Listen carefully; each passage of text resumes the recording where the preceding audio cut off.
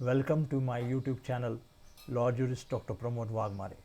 Friends, today I am talking on an important topic, that is citizenship. In the constitutional law, the most important topic is the citizenship. And when you talk about citizenship, it has a very relevant importance at the time of the freedom, that is when we got the independence on 15th August 1947. And you all know that our constitution was laterly applicable to India in 1950. Okay, so today presently I am talking about the main aspect, that is part 1 of the citizenship.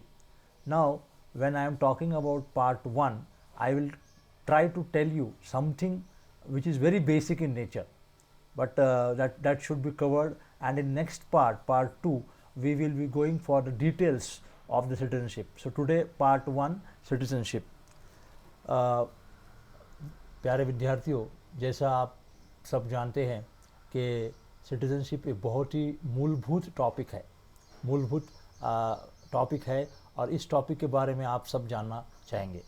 तो इस बारे में मैं आपको बताना चाहूँगा बच्चों कि इसमें जो बात रखी गई है मैंने सिटीजनशिप पे, तो वो जब भारत आज़ाद हुआ था, भारत को जब आज़ादी मिली थी, तब के वक्त की जो पोजीशन है, मैं आज उसके बारे में थोड़ा आपको विस्तार में बताना चाहता हूँ। अब ये जो भारत की जो परिस्थिति है, ये टू नेशन थ्योरी डेवलप किए गए। तो टू नेशन थ्योरी आपके सामने है और सभी लोग जानते हैं कि टू नेशन थ्योरी कुछ अच्छी थ्योरी नहीं बोल सकते, लेकिन जैसी परिस्थिति थी वो परिस्थिति के आधार पे ये टू नेशन थ्योरी फॉर्म किया गया और इसमें दो मुल्कों का बंटवारा हो गया, जिसमें एक को कहते हैं भारत और दूसरे को कहते हैं पाकिस्तान।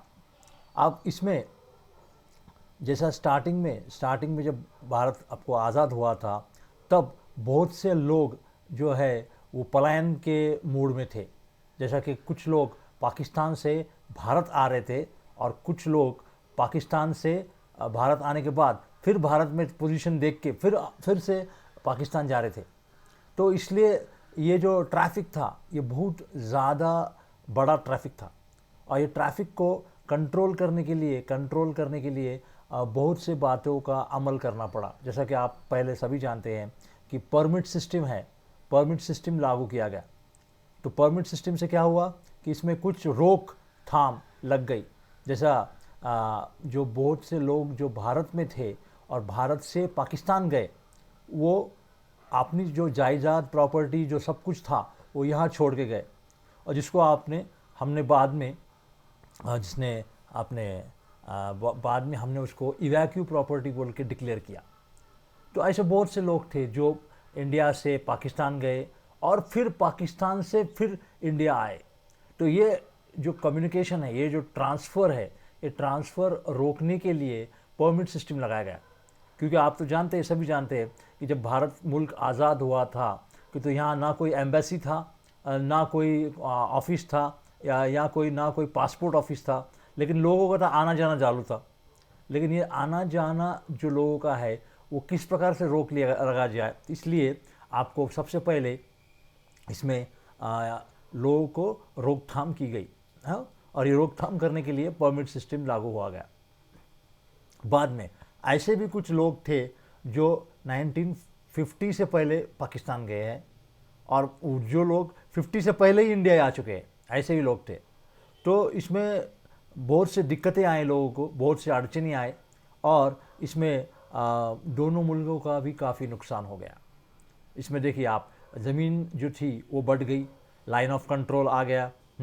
लोगों का जो रिलीजियस जो भी आपका इथिक्स होता है, या जो रिलीजियस जो इंस्पिरेशन होता है, वो भी इसमें आड़े आ गया।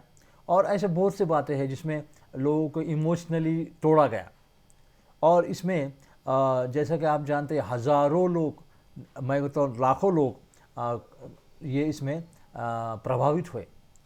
बहुत से लोगों को आने जाने के लिए ट्रेन्स नहीं थी, बहुत से लोगों के लिए बहुत से प्रॉब्लम्स यहाँ पे खड़े हो गए। और जहाँ जहाँ जो राइट्स थे तो वो भी बहुत उफान पे थे। और ये सभी बातें को ध्यान में रखते हुए आपको इसमें बहुत सी दिक्कतें आए। तो ये मेरा आज का प्रथम भाग है सिटीज़नशिप पे, जिस पे आज मैं उजागर करना चाहता हूँ कुछ बातें। और जो सेकंड भाग है मेरा ये सिटीज़नशिप का, उसमें मैं आपको details with case laws and all the history I will try to cover it. So students, आपके लिए, आपके अंडरस्टैंडिंग के लिए मैं ये फर्स्ट पार्ट जो है सिटीज़नशिप का आपके सामने लेके आया हूँ। तो इसीलिए थैंक यू, धन्यवाद। आज का भाग मैं यहीं क्लोज करता हूँ और ये आशा है कि सेकंड भाग वो आपको अच्छी तरह से मैं समझाने का प्रयास करूँगा। धन्यवाद, धन्यवाद। And please do subscribe my YouTube channel law jurist